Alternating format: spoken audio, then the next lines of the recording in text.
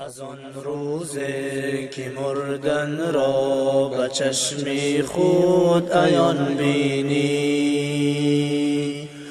دو چشمی پر خمارت آب حسرت را روان بینی.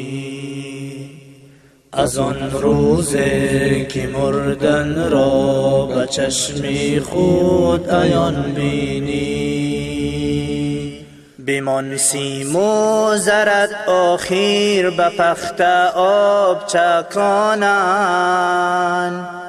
به حلقت می رود یا نه که آن را در گمان بینی. بیارن مرکبی چوبین بخوابانند تو را در آن، به کتف جمله مردمان تو خود را دوان بینی. از آن روزی که مردن را به چشم خود عیان بینی، دو چشمی پر خمارت آب حسرت را روان بینی. از آن روزی که مردن را به چشم خود عیان بینی، دو چشمی پر خمارت آب حسرت را روان بینی. تو را در خاک میمانند برویت خاک پوشانند، پس از آن آیت خوانند روح در آسمان بینی.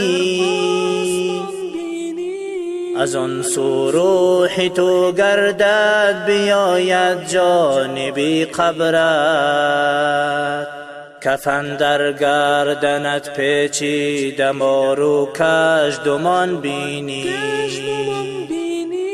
از آن روزی که مردن را به چشم خود عیان بینی، دو چشمی پر خمارت آب حسرت را روان بینی. از آن روزی که مردن را به چشم خود عیان بینی،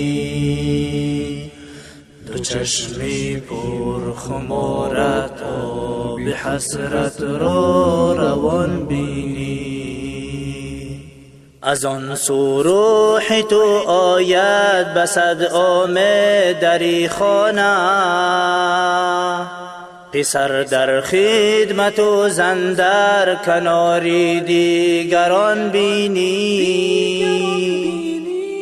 از آن سو روح تو آید ناامید جانب قبرت، به کنج گور بری خورده دو پارا استخوان بینی. از آن روزی که مردن را به چشم خود عیان بینی،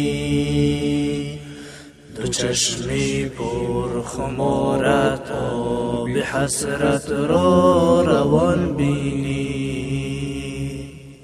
از آن روزی که مردن را به چشم خود عیان بینی، دو چشمی پر خمارت آب حسرت را روان بینی. از آن روزی که مردن را به چشم خود عیان بینی، دو چشمی پر خمارت آب حسرت را روان بینی.